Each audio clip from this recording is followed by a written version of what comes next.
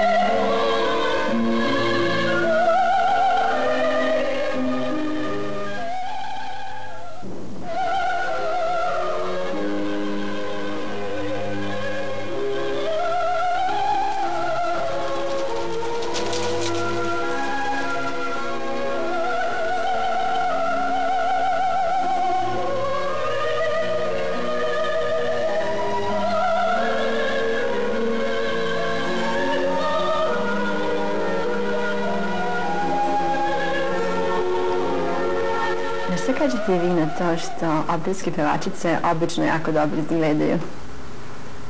Pa dobro, to je u poslednje vreme. Ranije to, kao što znamo, nije bio slučaj. Ranije su bile krupne. Ranije se smatralo da operski pevač mora da ima ne znam koliko kilograma više da bi uopšte imao glas ili snažan glas, kako se u narodu veruje da glas mora da bude, ali ta veličina, kako mi kažemo, glasa zaista ne zavisi od kilograma. A to što su u poslednje vreme pevačice lepe, to je zbog toga što se sa razvojem razne tehnologije, sa snimanjem opera, dakle, koje se sve više prenose i tim nekim videokasetama, vi ne morate više da putujete u Metropolitan ili u Arenu, u Veroni, da vidite neku predstavu, možete jednostavno da kupite kasetu. Prema tome, na toj kaseti sve se vidi i vi morate da gledate kao jednu vrstu filma.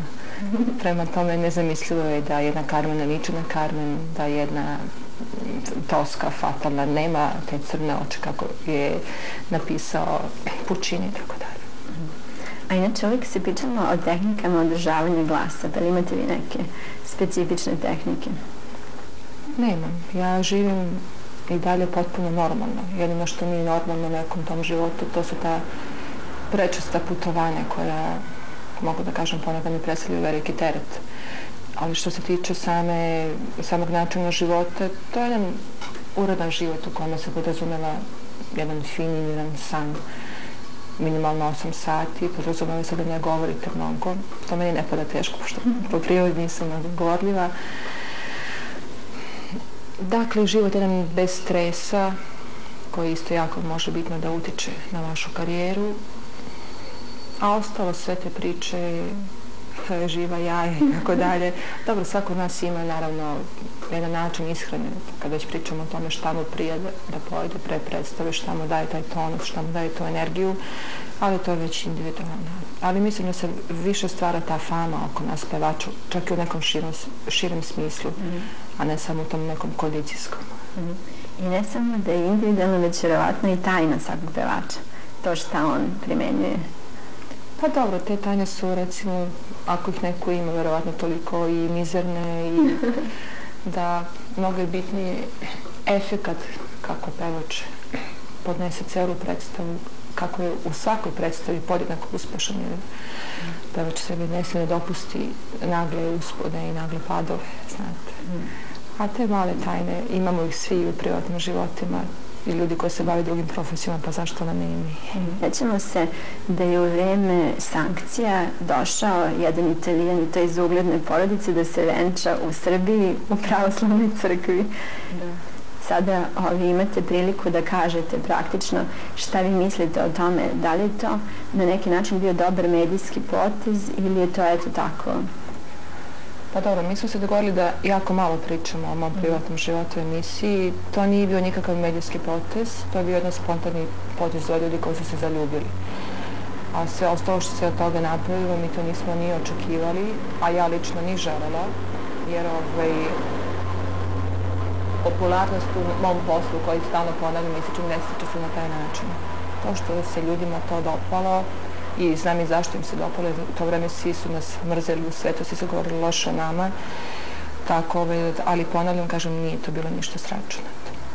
Jer vi znate, takve stvari ne mogu se programirati. To što rekli ste da ćemo izbjegavati je stvarno moja želja, međutim zanimljivo je koliko je svijet sklon da pripisuje, na primjer, toj činjenici da je ženi jednog Delmonaka možda lakše u muzičkom svetu. Da li je možda s druge strane teže zato što podrazumeva neku veću odgovornost? Pa evo, ja ću vam posle pokazati moje programe. Ja još nikad u svetu nisam pevala kao Dragana Delmonako. Ja u svetu pevam iz više razloga kao Dragana Jugović. Jedan od tih razloga je i taj za koji me pitate. Pripadaju i familije Delmonako ima zaista i prednosti i velikih mana. Jer kao što znate, svi ljudi koji su sa životom mnogo istakli, sve velike porodice imaju mnogo prijatelja, ali imaju strašno puno i neprijatelja. To je i u našoj sredini, a i u celom svetu tako. Pa meni je zanimljivo vjerovatno i gledalcima koji su krugovi s kojima se družite, u kojima se krećete. Pa ja se družim ja lično sa mojim kolegama, jer je to priroda posla, kako mnogo radim, pogotovo u posljednje vreme. Nažalost, za neka druga obična prijateljstva imam sve manje vremena. To su dakle moje kolege, mladi ljudi koji počinju nešto ili već u tome uspevaju. Tu su naravno i prijatelji, familije moga muža. Tu su recimo već iskusni stari pevači od kojih ponekad, u stvari često tražim razne savjete i od kojih mi prije da čujem njihovo mišljenje. A što se tiče nekih imena koja bi bila nama zanimljiva? Pa dobro, svi su već pisali o tome da se mi dobro poznamo sa Domingom, to je čak i ja lično, ali ja sam recimo Dominga upoznala mnogo ranije. I to još 89. godine u Milanskoj skali, kada sam imala za njega jednu privatnu audiciju baš u toj skali.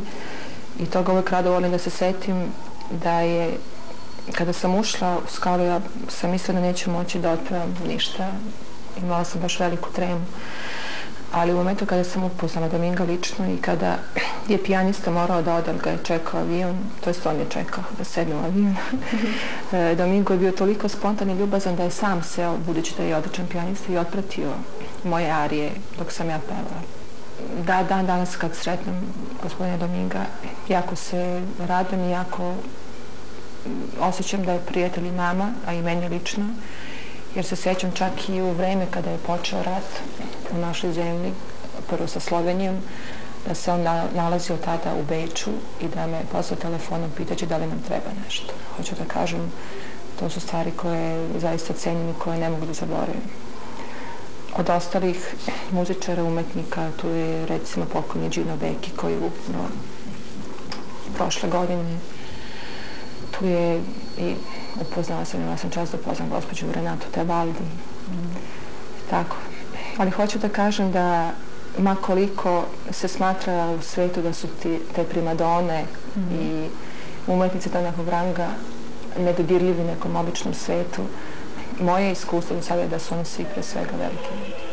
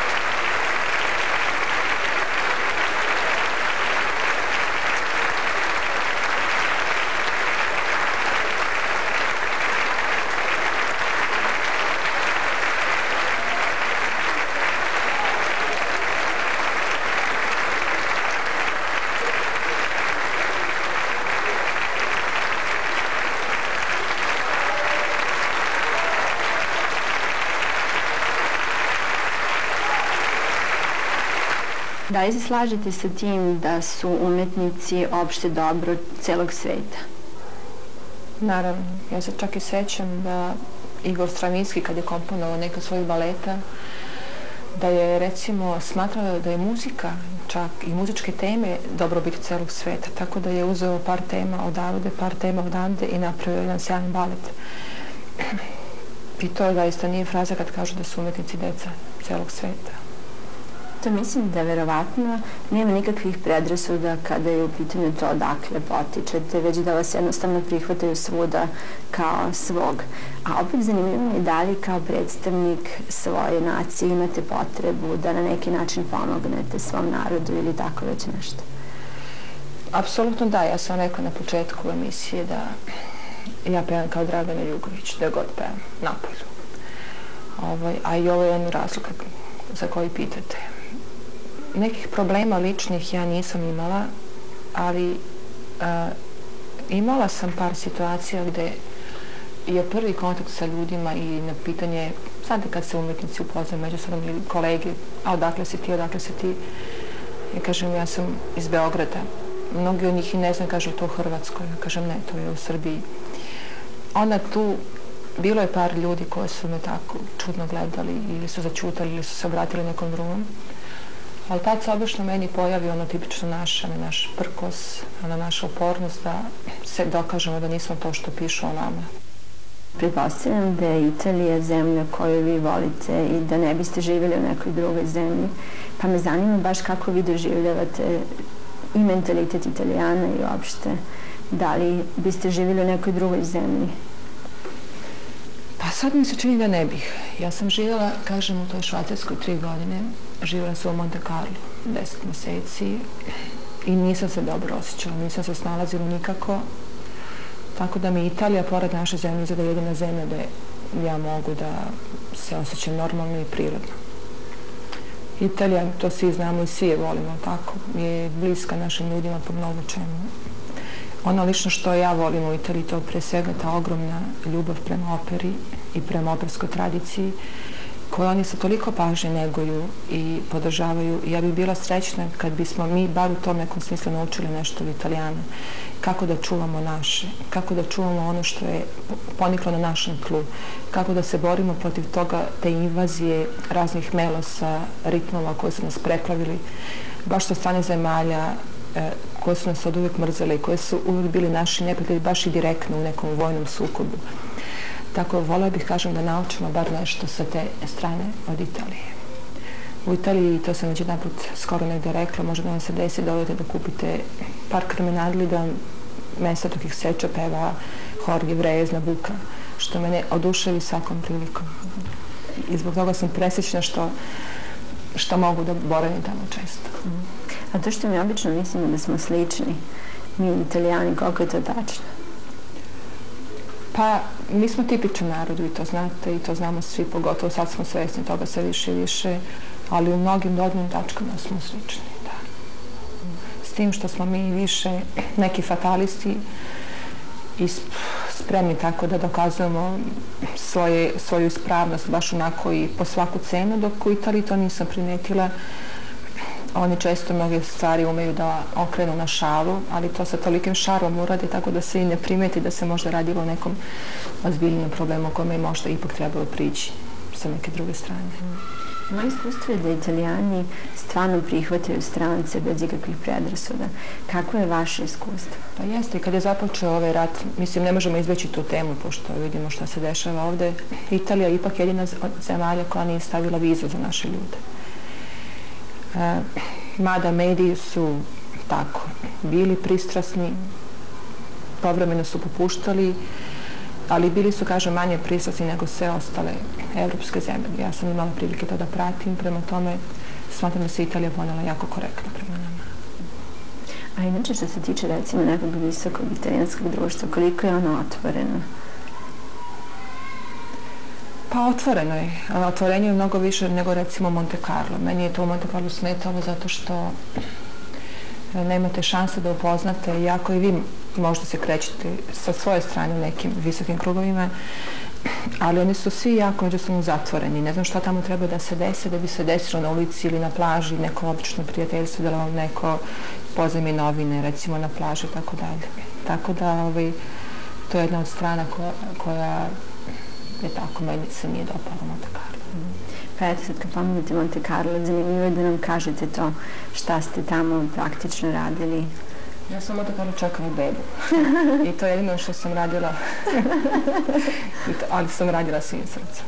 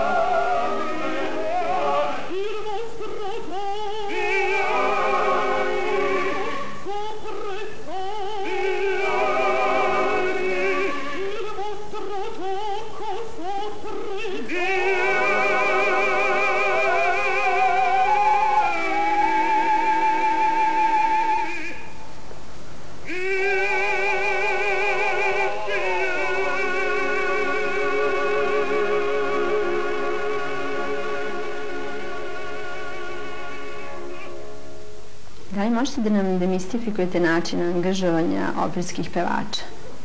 Kod nas dolaze do raznim načinima, nažalost. Koji su to? Da, to znamo svi koji su to načini. Nažalost, kvalitet je obično najmanje tu bitan. Pošto vidimo i u ovim drugim vrstama muzike koju mi ovdje slušamo i moramo da slušamo jer se samo to emituje. I vidim da su i tu načini raznorazni. U drugim zemljama, pogotovo kada dođete do nekog većeg nivoa i kad se radi o većim značajnim operskim kućama, do uloga se dolazi isključivo audicijama i hvala Bogu što je tako. Uvek naravno ima neko ko će vam pomoći da organizujete audiciju recimo za 2 meseca, ne za 6 meseci. Ali ono što je bitno i što je presudno, to je zaista vaše pevanje u tih pola sata audicije. I tu nema Boga. Kao što nema Boga, kako mi to kažemo, kad se pojavi kritika Upravo to je jedna zanimljiva tema i htjela bih da kažem da, apropo toga što pričaju ljudi, svako nekom pomaže i tako dalje, ali kad stanete na operskoj sceni da pevate, vi ste zaista potpuno sami. Vi ste u nekom kostimu koji je težak ne znam koliko kilograma, mokri od znoja, pod jednom debelom šminkom, vežačkim trepavicama i vežačkom kosom, perikom, ali ste potpuno sami. Tu vam dakle ne pomaže ni muž, ni profesor, ni Bog. Tu morate vi sami sebe da uzmete u ruke i da pokažete da li možete ili ne možete, jednostavno samo to. Prema tome, zato ja se lično u životu nisam služila da se tako zovem vezama, pošto to bi uvijek bio mač sa dve oštrice. Sad mislite da vi dođete po svaku cenu da radite nešto zašto niste spremni. Ta cena bi bila previsoka, jer biste vjerovatno posle jako patili, pa bi se shvatili da za to niste bili spremni. A što se tiče menadžera i uopšte, kako to funkcioniše u vašem slučaju? Menadžerstvo je od uvijek bila čudna stvar. Ponekad se čak i mi umetnici osjećamo kao potrošna roba, znate. Konkurencija u svijetu, pogotovo u Italiji, je mnogo velika. Tamo svako drugo dete uči ili klavir, ili pevanje, ili trubu. Tako na svakom koraku svi znaju sve o muzici, a pogotovo o operi. Tako da čovjek zaista mora da bude stalno u nekoj visokoj formi, stalno da bude spreman na iznenadne pozive, da uskoči ili da polaže audicije, a da pritom uvijek bude svestan da ako neće on, ako on nije spreman, da uvijek to ima drugi neko ko će to da uskoči i da vas zameni. Pritom, dakle, mnogi menadžeri samo radi neke lake i brze zarade vam nude uloge koje nisu adekvatne. I onda tu pevač mora sam da proceni sebe, da bude dovoljno inteligentan i da zna šta je za njega u tom momentu, a šta nije i šta možda nikad neće biti. Znate. Tako da je jako potrebno pažljivo birati vaš repertoar. A to morate da radite sami za sebe, pošto kažem, mnogim menadžerima je u cilju ta neka laka zarada i možda i neka vrsta reklame koja bi došla iznenadno, napravila od vas neko ime, ali posle 2-3 godine kad ste vi ispali iz kondicije, čak izgubili glas ili se razboleli, onda bi se tu jako lako našla neka zamjena za vas. To je dakle surov svet, iako to mnogima izgleda jako lepo. Ja sam imala prilike da mi kažu čak i moje drugarice, blago tebi, ti samo pevaš i tako lepo živiš. A mnogi ljudi ne znaju šta sve stvari stoji iza toga. Evo sada je prilika da to saznaju. Pa ja mislim da je život operskog pevača, ne da mislim, nego osjećam na svojoj koži, težak. Meni lično najteže pada to što nigdje nisam kod kuće. Možda ovo što reče vaš kolega zvuči zaista malo previše ženski. Ali ja lično sam osoba koja voli da zna gde su njene stvari, gde su njene slike, gde su njene ploče, instrumenti, gde su njeni ljudi, gde su njeni prijatelji, komšije. A ja sve to nemam ili imam u jako maloj meri. Meni lično je to teško u mom pozivu. Teško mi je pogotovo od kad imam dete, što povremeno on plaća tu cenu, što ili putuje sa nama, spava u garderobi, noću ide kasno sa nama na večere posle predstave jer nemam gde da ga ostavim, ili kad ga ostavim kod moje mame ovde, onda mi je teško što sam bez njega. Tako, ali se nadam da ću uspjeti da nađem modus da on kasnije kad bude veći ne osjeti težinu tog mog poziva, bar ne pretjerano, jer znam da će biti nemoguće da ne osjeti uopšte. Inače, on se zove Pavle Mario, ima 2 godine i 3 mjeseca. Da, on se zove Pavle Mario. Pavle je po mom pokojnom dedi koga sam mnogo voljela i koji mi je mnogo značio u životu. A Mario se zove po Claudium tati.